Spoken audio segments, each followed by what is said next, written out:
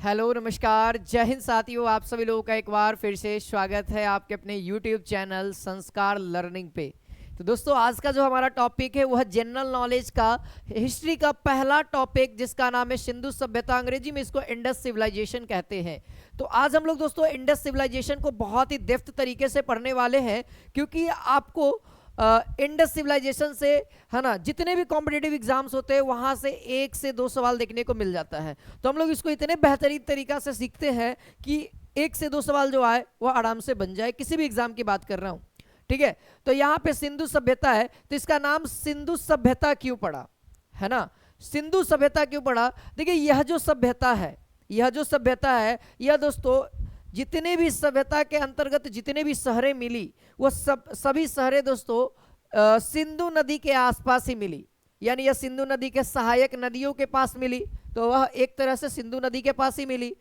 तो इस प्रकार की जो सभ्यताएं बनी उसे हम लोग सिंधु सभ्यता कहते हैं, ठीक है। जैसे अभी हम लोग आधुनिक सभ्यता कर रहे हैं, मॉडर्न सिविलाइजेशन में हम लोग जी रहे हैं आजकल, है ना।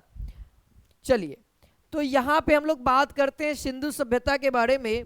तो देखिए, सिंधु सभ्यता जो है दोस्तों, यह प्राक ऐतिहासिक काल में आता है। इसको लोग कांस्य युग में भी रखते हैं, ठीक है। तो यहाँ पे हम सबसे पहले बात करेंगे दोस्तों कि जो सिंधु सभ्यता है इसकी सर्वमान्य तिथि क्या है, यानी कि इसका डेट क्या है। तो देखिए, हमारे वैज्ञानिक इतने मॉडर्न हैं, इतने आधुनिक हैं कि वह एक वस्तु से वह अपने एज का पता लगा सकते हैं। तो उस पद्धति का नाम है कार्बन 14 नवीन विश्लेषण पद्धति। इस पद्धति के द्वारा दोस्तों इन्होंने यह बताया कि जो सिंधु सभ्यता है उसकी जो तिथि है वह 2400 ईसा पूर्व से लेकर के 1700 ईसा पूर्व तक है। कहीं कहीं और भी किताब में आपको कहीं पे 2200 से लेकर के 1750, 1600, लेकिन अप्रोक्सीमेट कहा जाए तो इसी के लमसम में रहेगा। तो ये एक डाटा आपको याद रखना है, ठीक है। अब बात करते हैं सिंधु सभ्यता के जानकारी किसने दी। तो जानकारी याद रखेंगे दोस्तों, चार्ल्स मैसन ने 1826 में दिया था, ठीक है। देखिए, सिंधु सभ्यता का सर्वेक्षण किसने किया? तो याद रखेंगे जेम्स कलिंगन ने 1853 ईस्वी में क्या किया था दोस्तों, है ना, सिंधु सभ्यता का सर्वेक्षण किया था, ठीक है। अब जो अगला आए व्यक्ति सिंधु सभ्यता का नाम, यानी कि सिंधु सभ्यता जो नाम दिए वह दिए जॉन मार्शल। जॉन मार्शल की आप लोग फोटो यहाँ पे देख सकते हो, 2 ही व्यक्ति का फोटो यहाँ पे मेरे को मिल पाया। ये है हमारे जॉन मार्शल जिन्होंने सिंधु सभ्यता का नाम दिया। फिर उसके बाद आते हैं सिंधु सभ्यता की पहली खुदाई या फिर खोजकर्ता, है ना। सिंधु सभ्यता का खोजकर्ता या फिर पहली खुदाई दोस्तों दयाराम साहनी ने की थी। और दयाराम साहनी ने हड़प्पा से स्टार्ट हुआ था, है ना। जो खुदाई हुई थी वो हड़प्पा से स्टार्ट हुई और बहुत सारे नगर को खोजे गए, है ना, जिसको हम लोग आगे देखने वाले हैं, ठीक है। वही चीज यहाँ पे नीचे लिखा हुआ है कि इस सभ्यता को प्रागैतिहासिक अथवा कांस्य युग में रखा जा सकता है, ठीक है। और ये कुछ डायग्राम देखिए इस तरीके का खोजा गया है। अब आगे बढ़ते हैं, तो यहाँ पे हम लोग समझते हैं कि जो सिंधु सभ्यता की जो सभ्यता थी वह नगरीय सभ्यता थी। नगरीय कहने का मतलब विकसित रूप था, नगर में हर एक चीज सुविधा है, तो उस समय के लोग भी नगरीय सभ्यता को अपना रहे थे।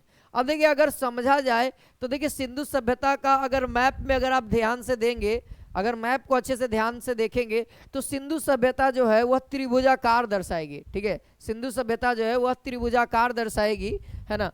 देखिए, अगर उसका अच्छे से मैप पे डायग्राम को गहन अध्ययन किया जाए, देखिए उत्तर दिशा में अगर आप देखेंगे तो मांडा है जो कि चिनाब नदी के किनारे स्थित है। और यह कहाँ है? तो कश्मीर में। इसकी खुदाई जगपति जोशी ने 1982 में किया था, ठीक है। जो कि इसका क्या दोस्तों ऊपरी भाग है, ऊपर मतलब उत्तर, ठीक है। तो सिंधु सभ्यता का सबसे उत्तरी भाग कौन है? तो मांडा है, जो कि चिनाब नदी के किनारे। कहाँ है? तो कश्मीर में है। इसकी खोज कब हुई, यानी खुदाई कब हुई? तो 1982 ईस्वी में जगपति जोशी के द्वारा की गई। अगला आता है दोस्तों दक्षिण में, है ना, यानी कि सबसे लास्ट पॉइंट निचला। तो सबसे लास्ट पॉइंट निचला जो है दोस्तों वह है दोस्तों दैमाबाद। दैमाबाद जो कि है ना प्रवरा नदी, है ना, कहीं कहीं आपको गोदावरी नदी दिखेगा। देखिए, प्रवरा नदी जो है दोस्तों गोदावरी नदी की सहायक नदी है, इसीलिए कहीं कहीं पे आपको गोदावरी नदी भी देखने को मिलेगा। कहेगा कि दैमाबाद, है ना, किस नदी के किनारे अवस्थित है या स्थित है, तो ऑप्शन में प्रवरा नदी न रह करके गोदावरी नदी भी रहता है, तो ये चीज आप लोग ध्यान रखेंगे। और दैमाबाद जो है दोस्तों वह महाराष्ट्र में है, ठीक है। और दोस्तों यहाँ पे बात करें पश्चिम में, तो सूत कांगेडोर जो कि दासक नदी के किनारे है, जो कि अभी पाकिस्तान में है, ठीक है। पूरब दिशा में अगर बात करें तो आलमगीरपुर जो कि हिंडन नदी के किनारे है, यह दोस्तों उत्तर प्रदेश में है और इसकी खुदाई यगदत्त शर्मा ने की थी। ये सारी बातें आप लोग ध्यान रखेंगे, ठीक है। और बात करूं दोस्तों, सवाल आ जाते हैं सिंधु सभ्यता का जो भी सबसे अधिक, भारत में सबसे अधिक जो शहर खोजा गया वह गुजरात में ही खोजा गया। शहर इसलिए कह रहा हूं क्योंकि भैया वहां पे एक छोटे छोटे क्षेत्र होते हैं, जैसे धौलावीरा, कालीबंगा, ये सब चीजें है ना, एक तरह से छोटे छोटे क्षेत्र हैं।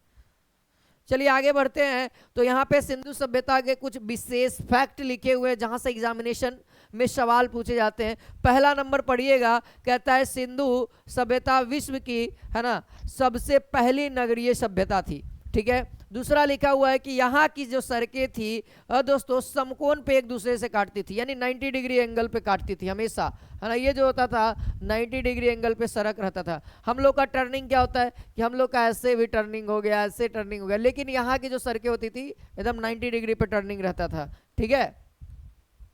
चलिए दूसरी बात कि भैया यहाँ की जो सड़कें हैं वह पूरब पश्चिम दिशा में बनी होती थी, जिसके कारण सड़क पे हवाओं के कारण ऑटोमेटिक सड़क साफ हो जाता था, ठीक है। और यहाँ का अर्थव्यवस्था का मुख्य जो पेशा है, यहाँ के लोगों का मुख्य पेशा क्या था दोस्तों, वह था दोस्तों कृषि, है ना। अर्थव्यवस्था का मुख्य आधार क्या हो गया, कृषि हो गया। दूसरा अगला बात है दोस्तों, सिंधु सभ्यता का मुख्य फसल यहाँ पे क्या हो जाएगा, तो यहाँ पे गेहूं और जौ। ध्यान रखेंगे यहाँ पे सिंधु सभ्यता में तौल की जो न्यूनतम बाट है वह 16 केजी हुआ करता था, ठीक है। हम लोगों का कितना 1 केजी 1 ग्राम, है ना। अब तो भैया हम लोगों के पास जितना छोटा से छोटा सोना भी तौल लेते हैं, लेकिन उस समय क्या था 16 केजी का बाट हुआ करता था, ठीक है। अब कहता है उनकी लिपि कैसी थी, हमारी लिपि देवनागरी है, उनकी लिपि क्या थी, भाव चित्रात्मक थी, जिसको लोग अभी तक से नहीं पढ़ पाए हैं, है ना, अभी तक से नहीं पढ़ पाए हैं। और यह जो लिपि है, जो भाव चित्रात्मक लिपि है, वह दोस्तों दाएं से बाएं की ओर लिखी जाती थी, दाएं से बाएं उल्टा, ठीक है। अगला है, इस सभ्यता में, है ना, वृक्ष पूजा और शिव पूजा के साक्ष्य मिले हैं, यानी कि इससे यह भी प्रमाणित होता है कि उस समय के लोग वृक्षों की पूजा करते थे और भगवान शिव की भी पूजा करते थे। अगला लाइन हमने लिख डाला है कि सिंधु सभ्यता, यानी इस सभ्यता के लोगों के लिए कुबड़ वाला, है ना, कुबड़ वाला जो सांड होता है ना, कुबड़ वाला सांड यहाँ पे छूट गया है, मेंशन कर लीजिए। कुबड़ वाला सांड विशेष रूप से पूजनीय था, है ना। कुबड़ वाला जो सांड होता था उस समय के लोगों के लिए विशेष रूप से पूजनीय था, ठीक है। चलिए आगे के टॉपिक्स को समझिए। तो यहाँ पे अगला है कि इस सभ्यता के लोग तलवार से अपरिचित थे, है ना, अपरिचित थे, क्योंकि इस हिंदू सभ्यता में तलवार का कोई भी साक्ष्य नहीं मिला है। तो इससे हम लोग ये वैज्ञानिक लोग बताते हैं कि अगर तलवार का साक्ष्य नहीं मिला है तो यहाँ पे युद्ध का भी कोई प्रमाण नहीं होता है, ठीक है। यानी कि ये लोग युद्ध से भी अपरिचित थे, यानी युद्ध क्या होता है ये भी नहीं जानते थे, ठीक है। आगे मैं बताऊंगा ये चीजें, ठीक है, अभी और भी आगे डिस्क्राइब करेंगे। यहाँ की मोहरों पर एक सिंगी पशु का अंकन मिलता है, यानी कि जिसका एक सिंग है वैसे पशु का अंकन मिलता है, ठीक है। यहाँ के अब ये क्लियर नहीं है कि गैंडा हो सकता है और भी कुछ हो, है ना, तो ये क्लियर नहीं है, लेकिन इतना मुद्रा मिला वहां पे तो उसमें क्लियर है कि भैया उसमें एक सिंग वाला पशु है, ठीक है। अब कहता है कि यहाँ के लोग जो है ना अपने घरों के विन्यास के लिए ग्रिड पद्धति अपनाए हैं। कौन सी पद्धति, ग्रिड पद्धति। तो यहाँ से सवाल बन जाता है, एग्जामिनर कर देते हैं कि भैया सिंधु सभ्यता के मकानों में कौन सी पद्धति अपनाई गई है, तो ग्रिड पद्धति अपनाई गई है। यहाँ पे दोस्तों यहाँ के लोग मिठास के लिए शहद का यूज करते हैं, हम लोग क्या यूज करते हैं, तो हम लोग मिठास के लिए मीठा यूज करते हैं, है ना, जलेबी का इस्तेमाल करते हैं हम लोग। आजकल तो बहुत ज़्यादा ट्रेंडिंग चलता है मीठा हो जाए, है ना, मतलब कि कुछ खुशी की बात है, डेयरी मिल्क कुछ मीठा हो जाए, है ना, तो आजकल वो भी इस्तेमाल होता है। लेकिन सिंधु सभ्यता के लोग मीठा के लिए, है ना, शहद का इस्तेमाल करते थे। यहाँ के लोग सूती और ऊनी वस्त्रों का प्रयोग करते थे, यानी कि वहाँ के लोग कपास को भी जानते थे और भेड़ के ऊन को भी जानते थे, ठीक है। चलिए, यानी एक लाइन और लिखा हुआ है कि सिंधुवासी विश्व में कपास के प्रथम उत्पादक रहे, यानी कपास उत्पन्न किया उन्होंने विश्व में सबसे पहले। ठीक है, सिंधु घाटी के लोग कृषि भी करते थे, पशुपालन भी, परंतु इनका मुख्य व्यवसाय क्या था? व्यापार था। आप लोग को पता होना चाहिए कि सिंधु सभ्यता में बहुत बड़े बड़े व्यापार होते थे, है ना। आगे देखते हैं दोस्तों, सिंधु सभ्यता का विनाश का सबसे बड़ा कारण बताया जाता है बाढ़। कुछ लोग मौसम को बताते हैं, कुछ लोग भूकंप को बताते हैं, लेकिन ज़्यादातर वैज्ञानिकों ने बताया बाढ़। ठीक है, तो मेनली रूप से बाढ़ को यहाँ पे माना गया। इसके ऊपर तो एक मूवी भी निकली थी, है ना, मोहनजोदारो, है ना, मोहनजोदड़ो के ऊपर मूवी निकली थी, मोहनजोदारो। अब आता है सबसे पहला शहर जिसकी खोज हुई थी सिंधु सभ्यता में, उसका नाम है हड़प्पा, जो कि 1921 ईस्वी में दयाराम साहनी के द्वारा की गई थी। किसके द्वारा? दयाराम साहनी के द्वारा। अब ये जो दोस्तों वह रावी नदी के किनारे, याद रखिएगा, अंडरलाइन कर दे रहा हूँ, है ना, जो हड़प्पा है दोस्तों वह रावी नदी के किनारे है। ये बहुत बार पूछता है एग्जामिनर। और कहाँ पे? पाकिस्तान में माउंट गोमड़ी, है ना, पाकिस्तान में माउंट गोमड़ी में स्थित है। अगला लाइन है दोस्तों पिग्गट में, है ना, पिग्गट जगह है दोस्तों जहाँ पे दोस्तों हड़प्पा और मोहनजोदड़ो को, है ना, एक विस्तृत साम्राज्य की, है ना, जुड़वा राजधानी बोला जाता है पिग्गट में। ठीक है, अगला है दोस्तों कि यहाँ से क्या क्या मिले हैं। अब हड़प्पा से क्या क्या सामान मिले, देखिए वह लिखा हुआ है, कुम्हार का चाक मिला है ना, अन्नागार मिला है, श्रमिक आवास मिला है, मातृ देवी की मूर्ति मिली है, लकड़ी का ओखली मिला है, लकड़ी का ताबूत मिला है, RH37 कब्रिस्तान मिला है ना, स्वास्तिक का भी चिन्ह मिला है यहाँ से, और दोस्तों हाथी का कपाल मिला है। और एक और बात यहाँ पे नोट डाउन कर लीजिएगा कि चांदी का सर्वप्रथम प्रयोग हड़प्पा सभ्यता में ही किया गया था, है ना, चांदी का सबसे पहला यूज दोस्त हड़प्पा सभ्यता में ही किया गया था। ये भी सवाल आपके एग्जामिनर कभी कभी पूछते हैं। ठीक है, तो यहाँ पे अब आता है मोहनजोदड़ो, जो कि दोस्तों 1922 ईस्वी में इसका खोज हुआ था, किसके द्वारा? राखल दास बनर्जी के द्वारा। ठीक है, अब यह दोस्तों यह सिंधु नदी के किनारे है। तो आपसे अगर पूछा जाए कि मोहनजोदड़ो किस नदी के किनारे है, तो आपको ध्यान रखना है यह सिंधु नदी के किनारे है, पाकिस्तान के लड़काना जिले में है ना। चलिए, अब यह दोस्तों सिंधु सभ्यता का सबसे बड़ा शहर है, यह सबसे बड़ा शहर है दोस्तों, है ना। यहीं पे बहुत सिंधु सभ्यता का लगभग मार्केट यहाँ पे भी हुआ करता था। ठीक है, यहाँ मृतकों का एक बहुत बड़ा टीला मिला है ना, यानी कि हड्डियों का बहुत सारा हड्डी, है ना, जो सरियाया हुआ मिला। इससे वैज्ञानिक अनुमान लगाते हैं कि यहाँ पे बहुत बड़ा युद्ध हुआ था और लोग तलवार से परिचित नहीं थे, तो इसीलिए यहाँ के लोग मारे भी गए। ठीक है, तो ये बातें हैं। देखिए, अब आता है दोस्तों मोहनजोदारो से क्या क्या मिला है। हड़प्पा से भी हम लोगों ने जान लिया क्या क्या मिला, एक बार फिर से रिवाइज करते हैं। हड़प्पा से क्या मिला? तो लकड़ी का ओखरी मिला, है ना, कुम्हार का चाक मिला, लकड़ी का ताबूत मिला, है ना, RH37 कब्रिस्तान मिला, अन्नागार मिला। ठीक है, ये सब चीजें मिली। अब यहाँ पे आती है दोस्तों मोहनजोदड़ो में। ठीक है, तो मोहनजोदड़ो में क्या मिलता है? सबसे पहले पुरोहित आवास मिलता है ना, जो बड़े बड़े अधिकारी होते हैं उसका आवास मिला, घर में कुआं मिला। ठीक है, विशाल स्नानागार, यानी अगर पूछेगा सबसे बड़ा स्नानागार कहाँ मिला, तो मोहनजोदड़ो में मिला। एक और है अन्नागार, अन्नागार जो दोस्तों सबसे बड़ा कहाँ मिला? देखो, अन्नागार हड़प्पा में भी मिला था और मोहनजोदड़ो में मिला था, लेकिन एग्जामिनर सवाल करते हैं कि अन्नानागर सबसे बड़ा अन्नानागर कहाँ मिला, तो वह दोस्तों तो कहाँ मिला था? यहाँ पे मोहनजोदड़ो पे। अन्नानागर का मतलब होता है सबसे बड़ा घर जिसमें अनाज को रखा जाता है। ठीक है, अगला है दोस्तों सूती वस्त्र यहाँ से मिले। ठीक है, और यहाँ से दोस्तों स्वास्तिक का चिन्ह सबसे अधिक मात्रा में मिला। स्वास्तिक का चिन्ह आपको हड़प्पा में भी मिला था, लेकिन सबसे अधिक मात्रा में दोस्तों कहाँ से मिला? मोहनजोदड़ो से मिला। देखिए, सभागार भी मिला, पशुपति शिव की मूर्ति भी मिली, और साथ ही साथ कांसे की नर्तकी की मूर्ति मिली। ये भी बहुत बार पूछा जाता है, कांसे की नर्तकी की मूर्ति कहाँ से मिली? तो मोहनजोदड़ो से मिली थी। ठीक है, अब आता है दोस्तों चहुंदरो, इसकी खोज 1931 ईस्वी में गोपाल मजुमदार के द्वारा मिली थी। देखो चहुंदरो, है ना, यहाँ से लगभग लड़कियों के समान ही मिले हैं, है ना, लड़कियों के समान मिले। जैसे देखिए कहता है खोज, आप लोगों को पता है गोपाल मजुमदार हो गया। ठीक है, यह दोस्तों पाकिस्तान के सिंधु नदी के किनारे है ना। देखिए, जितना भी सिंधु सभ्यता का जितना भी शहर है वो लगभग हर एक सिंधु नदी के किनारे ही है। ठीक है, यह एक औद्योगिकी शहर है। यह कैसा है दोस्तों? औद्योगिक शहर है। यहाँ से निम्नलिखित वस्तुएं मिली है, तो यहाँ से लगभग सारी चीजें लड़कियों से रिलेटेड मिली है, जैसे मेकअप का सामान, लिपस्टिक, है ना, देखिए गुड़िया, देखिए यहाँ पे और भी लिखा हुआ है, शीशा मिला है, मनका मिला है, ठीक है, और फिर सुई और अलंकृत ईंट, अलंकृत ईंट डिजाइन वाली, क्योंकि लड़कियां रहती थी तो भैया लड़कियों को पता है ना, कुछ ना कुछ करे के आदत रहता है ना, कॉपियो रहेगा ना तो कॉपियो पे डिजाइन पारित रहेंगी, तो ये चीजें हैं, ठीक है, इस तरीके से ध्यान रखना है आपको। आगे बढ़ते हैं, अब आता है रोपड़।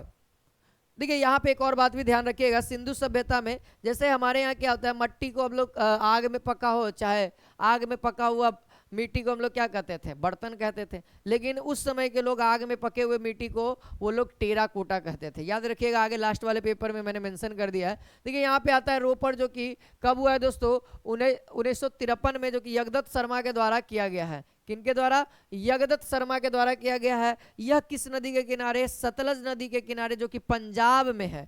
कहाँ पे दोस्त? पंजाब में है। सबसे ज्यादा गुजरात में मिला है, पता होना चाहिए आप लोगों को। यहाँ पे क्या हुआ, रोपड़ में क्या हुआ कि मानव के साथ साथ ना उसके पालतू जानवर का भी शव मिला है ना, उसके साथ साथ उसके पालतू जानवर का भी शव प्राप्त हुआ है, ठीक है। और ऐसा शव का मतलब होता है, ऐसे शव को हम लोग कहते हैं, क्या कहते हैं दोस्तों, युगल शव, यानी कि दो दो। देखिए ऐसा ही शव नव पाषाण काल में जम्मू कश्मीर में बुर्ज होम में मिला था। नव पाषाण काल यानी कि जिस समय आदमी पत्थरों के काल में हुआ करता था, है ना, पत्थर से सब काम करता था, उस तरह के काल को नव पाषाण काल कहते हैं। लेकिन नव पाषाण काल में वो पत्थर काल वाला आदमी बहुत ज्यादा विकसित हो चुका था, ठीक है, ठीक है। अगर पूछेगा कि मानव के साथ साथ पालतू जानवर कहाँ मिला, पालतू जानवर का लाश, सब को मतलब लाश कहते हैं, ठीक है, कहाँ मिला, तो पहला तो रोपड़ में मिला, सिंधु सभ्यता के अंदर। अगर नव पाषाण में कहेगा तो जम्मू कश्मीर में बुर्ज होम में मिला है, ठीक है। अगला जो है दोस्तों, है ना, बनवाली। बनवाली दोस्तों 1974 में रविंद्र सिंह के द्वारा खोजा गया, और यह रंगोई नदी के तट पे है, जो कि हरियाणा में स्थित है ना। इस बात को याद रखेंगे, है ना, रविंद्र बिष्ट के द्वारा वनवाली 1974 में, है ना, खोजा गया था, ठीक है। और देखिए यहाँ पे कुछ बातें उतनी है नहीं। यहाँ पे पहली बात की देखो, सिंधु सभ्यता में जितने भी सड़कें वो 90 डिग्री पे है, सीधा है। लेकिन एक वनवाली ऐसा सर है जहाँ पे सड़कें क्या है, टेढ़ी मेढ़ी है ना, ऐसे ऐसे होगा, नागिन डांस कर रहा होगा सड़कें, ठीक है। उस समय के लोग भी नागिन डांस शायद सीख गए होंगे हमारे वजह, है ना। तो यहाँ पे देखिए क्या था, यहाँ पे शायद जल का निकास नहीं होगा, इसीलिए घरों के, है ना, पास में सोख्ता मिला है। जैसे आज भी अगर आप गांव वगैरह में जाएंगे तो वहाँ पे निकास नहीं होता है। शहर में ना नाला बना हुआ है, लेकिन गांव में अगर जाइएगा ना तो गांव में नाला नहीं रहेगा, है ना। गांव में नाला रहेगा, जा करके एक गबड़ा खाने रहेगा, ओकरा में जाके पानी गिर जाएगा, और धूपा उगेगा, सूख जाएगा, अब पानी के बरसात में पूरा वो भर जाएगा, और ऊपर ऊपर खेतों भर देगा, ठीक है। तो ये चीजें होती हैं। तो गबड़ा छोटा छोटा पाया गया सभी घरों के बगल में, तो उन्होंने अनुमान लगाया कि भाई यहाँ पे सोख्ता मिला है, यानी कि उन लोगों के पास निकासी कुछ होगा नहीं, इसीलिए उन्होंने सोख्ता बनाया है। हमारा जितना भी गंदा नाला का पानी होता है सब तो गंगा जी में चला जाता है, पटना का। तो क्या होता है, गंगा जी भी एक तरह से सोख्ता हो गए ना, सोख्ता कि जाकर के फिर समुद्र में जाके मिला देती हैं। चलिए आगे आइए, अगला आता है दोस्तों कालीबंगा। कालीबंगा का खोज दोस्तों 1953 ईस्वी में दो व्यक्ति ने मिलकर किया था, बीके थापड़ और बीबी लाल ने, है ना, बीके थापड़ और बीबी लाल ने मिलकर के किया था। जो कि दोस्तों देखिए कालीबंगा का अर्थ होता है काली चूड़ियाँ। काली चूड़ियाँ, कहीं पे आपको काली मिट्टी की चूड़ियाँ भी मिलेगी, लेकिन इसका जो जनरल अर्थ होता है ना वो काली चूड़ियाँ होता है, ठीक है। और यह दोस्तों घग्गर नदी के किनारे स्थित है, जो कि राजस्थान में है ना, राजस्थान में है। अब देखिए घग्गर नदी कभी कभी नहीं रहेगा, आपका ऑप्शन में रहेगा सरस्वती नदी, तो आपको ध्यान रखना ये सरस्वती नदी का ही सहायक नदी है, इसीलिए सरस्वती नदी भी मेंशन किया जाता है कभी कभी एग्जामिनर क्वेश्चन को, लेवल को टफ बनाने के लिए। और एक और सवाल बीपीएससी में यहाँ से सवाल पूछा है, ठीक है, बीपीएससी में सवाल यहाँ से पूछा था, 66 में शायद पूछा था कि जुते हुए खेत कहाँ से प्राप्त हुए हैं, तो भैया कालीबंगा से प्राप्त हुए हैं, ठीक है। नक्काशीदार ईंटें, नक्काशीदार ईंटें कहेगा, देखिए अलंकृत ईंटें अलग है, नक्काशीदार ईंटें अलग है। अलंकृत ईंटें दोस्तों आप लोग को पता है ना कहाँ से मिला, चहुंदरों से, पता है ना, चहुंदरों से। देखिए यहाँ पे अलंकृत ईंटें देखो, लेकिन नक्काशीदार कालीबंगा से, इस बात को ध्यान रखेंगे, क्योंकि अलंकृत है, लड़की है, लड़की कहाँ भैया, चहुंदरों में। गोपाल मजुमदार जी थे, है ना, बेचारा मजनू थे। अब मजनू किस कब बनता है, जब आपको प्रेम कहानी होगा। प्रेम होता किससे है, लड़की से होता है ना। इस तरीके से ध्यान रख सकते हैं आप लोग बढ़िया से। देखिए प्यार मोहब्बत सब लड़कियों से होगा आपको, है ना। तो गोपाल मजुमदार जो है वह चहुंदरों की खोज किए थे। ठीक है, आगे बात करते हैं दोस्तों, यहाँ पे हवन कुंड भी मिला है और हल। जब खेत जोतल मिला है तो हल तो मिलना ही है। तो ठीक है, ये दो सवाल आपके एग्जामिनर ने बीपीएससी ने पूछ रखे हैं। ठीक है, और चहुंदरों से भी सवाल आ चुका है। देखिए यहाँ पे अगला आता है धौलावीरा। अगला क्या आता है दोस्त, अगला आता है यहाँ पे धौलावीरा, जो कि देखिए इसका खोज है 1990 से 1991 में लिखा गया है। शायद ये जो ईस्वी है ना, ये जो ईस्वी है ये खोज का है। ठीक है, यानी खुदाई का है। तो ये जो खुदाई किया गया दोस्त, यह जो खुदाई किया गया रविंद्र सिंह बिष्ट के द्वारा किया गया था। और एक बात कहें कि इससे रिलेटेड एक सवाल आता है कि सिंधु सभ्यता का क्षेत्रफल की दृष्टि से सबसे बड़ा है ना, सबसे बड़ा है ना स्थल कौन सा है। तो सिंधु सभ्यता का सबसे बड़ा स्थल धौलावीरा ही है। इस बात को मेंशन करिएगा आप सभी लोग। ठीक है, और यह गुजरात में स्थित है दोस्तों। और सिंधु सभ्यता में आग में पकी मिट्टी को हम लोग टेराकोटा कहते हैं। ठीक है, टेराकोटा कहते हैं। आगे आता है दोस्तों सुरकोटदा, है ना। सुरकोटदा दोस्तों, यह दोस्तों जगपति जोशी के द्वारा खोज किया गया है ना। ये क्या है, ठीक है, इसको हटाइए। यह गुजरात में स्थित है और यहाँ पे दोस्तों कलश, सावधान और घोड़े की हड्डी मिली है। अगर आपसे पूछा जाए कि घोड़े की हड्डी कहाँ मिली तो सुरकोटदा में, ये सवाल पूछा जाता है, ये सवाल पूछा जाता है बहुत बार। कलश सावधान कहाँ से मिला तो सुरकोटदा से मिला, ध्यान रखेंगे। अगला सवाल, अगला है ना कि लोथल 1955 और 1962 दो बार खोजा गया है ना। तो भैया खोजाई है ना, तो यहाँ पर खुदाई किसने कराया था, एसपी राव ने। और यह गुजरात के भोगवा नदी है ना, देखिए भोगवा, ठीक है, भोगवा लिखिएगा आप सभी लोग। भोगवा नदी के तट पर अहमदाबाद में हुआ था। देखिए लोथ आदमी होता है ऐसे समझो, लोथल भोगवा नदी है ना।